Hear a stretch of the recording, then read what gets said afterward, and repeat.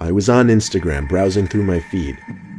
I saw my best friend Alexis posted a picture of herself sitting by the side of her backyard pool with her friend, so I liked it and planned on leaving a comment. I read through all her other comments first, and at the very bottom, a comment left only a minute ago was from a man with the username jam00235. It said, "You are a very hot little lady." I should mention we're both 16, and when I clicked on this guy's profile, he appeared to be like 40. Most of his pictures were of random landscapes. Some were of varying random objects, like a half-full bottle of beer and some weird stone statue. Most of his pictures had no likes. Some had like 1 or 2 likes at most. He only had 15 followers, yet he followed over 100 people, including Alexis. I texted her about the comment and told her she should remove it and block his account. She promptly replied, "Yeah, I know, it's so creepy." She blocked the account, and I went about liking and commenting on the picture like I originally planned on doing. The next day after school, Alexis and I walked home together since we lived right across the street from each other. On our way home, we noticed a white car driving slowly in the street next to us. It was a little suspect, so Alexis told me to come to her house with her. Whoever was driving that car slowed down when we got to her house, then sped away as soon as we entered. It was the sketchiest thing we'd ever seen, and we almost felt like we were being followed. I stayed over Lexi's house the rest of the day.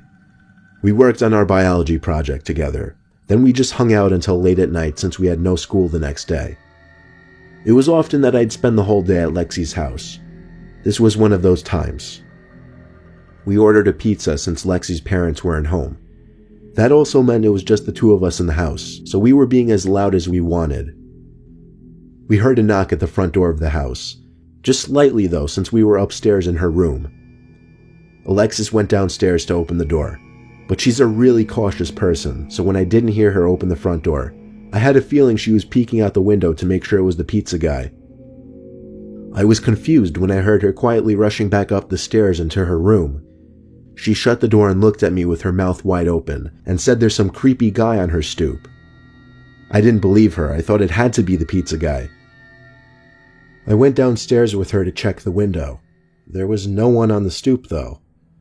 As she was swearing that she wasn't lying, the doorknob to the back door turned. Someone tried pushing the door open, but the lock prevented it.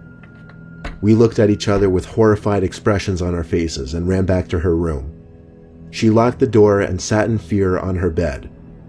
We thought as long as we waited in her room, we'd be okay, and whoever was out there would go away. But something completely unexpected happened next. Alexis screamed and pointed at the window, where a man's head was visible, looking into the room. The man was holding a camera up to the glass. What made the sight even more horrifying was the fact that we were on the 2nd floor, which meant this man climbed up onto the patio roof. I screamed in horror too as we ran to the basement, perhaps the safest place in the house. We stayed down there the rest of the night until Lexi's parents came home, and we told them all about what happened. They were shocked, but really what could anyone do? I went home that night to see a text on my phone from Alexis, saying she just looked back at the random man's Instagram account and saw that the person's face matched the person who was at the window. I looked at it too and agreed. I told her to report the account to the authorities. She didn't know how. Honestly, I didn't either, so I told her to wait until the next day to figure it out. However, the next day, the account was deleted, either that or renamed. No one ever saw that man again, but we do keep our Instagram accounts on private now.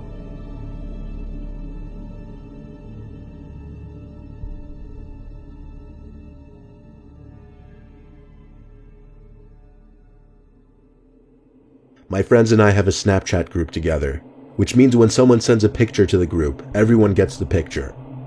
There's 5 of us in the group: Marvin, Glenn, Joe, and Jared. One day at school, Jared told me he lost his phone and didn't have Find My iPhone on, which sucked for him, but oh well, what could we really do about it? The rest of us continued about our daily lives.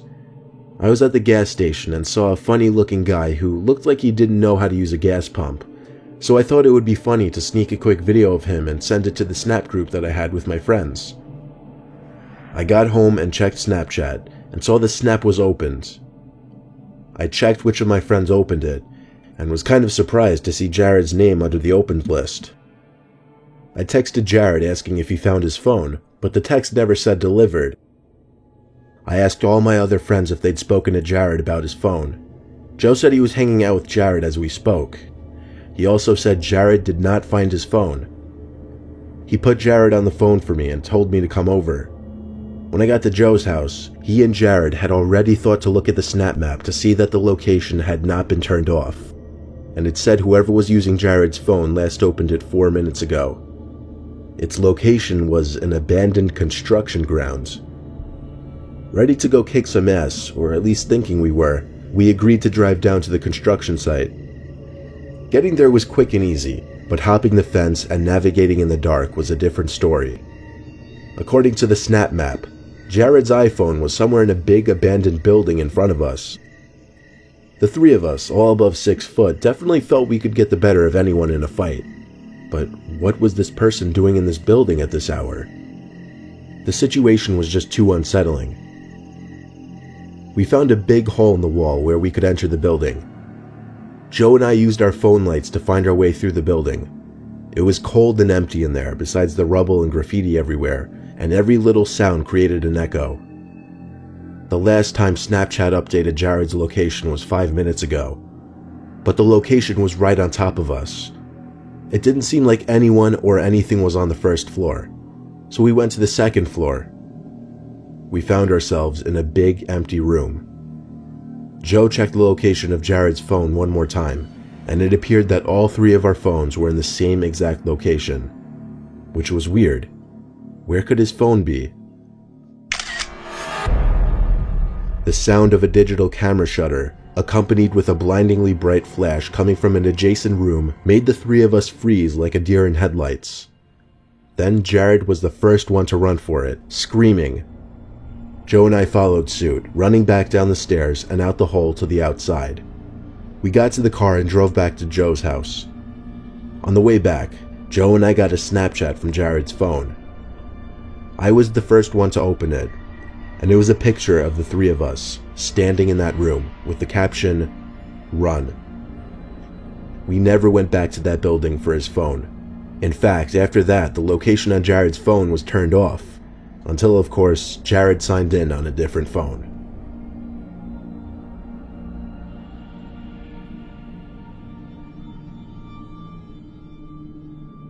All my friends were telling me to make a Tinder, so I figured why not. I set up an account and used 4 of the best pictures of myself I could find. Pretty soon I was already getting matches. I sent a message to just about everyone who matched me on the first day. Only 3 responded, one of whom was a gorgeous brunette girl who was just so easy to talk to. Everything I said she had a perfect response to. Even when I said something awkward or regrettable, she'd reply in a way that would fix it and make me feel better about what I said. I quickly got her number. I was a little disappointed to see green text instead of blue text, meaning she didn't also have an iPhone, but we quickly made plans to meet up that same night. She wanted me to come over to her place to hang out. I was okay with that. It said her house was 20 minutes away on my phone. I left around 9 p.m. and pulled up to the address. Apparently it was a small condominium type building. Honestly, it looked kind of ghetto and sketchy. I texted her to let her know I was there. She replied back quickly saying the outside door was broken, so I'd have to enter the condo from the front door and knock on the door in the hallway. The hallways had a weird, dreary lighting about them, and the doors to the condos looked kind of worn out. It was a tiny place. There were maybe 10 condos in total in the whole building. I came to the door with the number 7 on it, the door she told me to come to, and noticed it was half open. Inside, I could see a dark apartment-like room lit up only by the blue glow of the TV that was on. I knocked on the door, making it open a little more, making the crack between the door and the door hinges slightly bigger, which allowed me to see someone standing behind the door, with their eye pressed up to the crack, looking at me. It appeared they were waiting for me to enter to catch me by surprise and grab me. I figured this out right away, so I pulled the door shut and took the few seconds of time it might buy me to run back out the door I came in and back to my car. I drove home feeling like my heart was punching my chest the whole way back. I deleted my Tinder that same night and never touched the app since.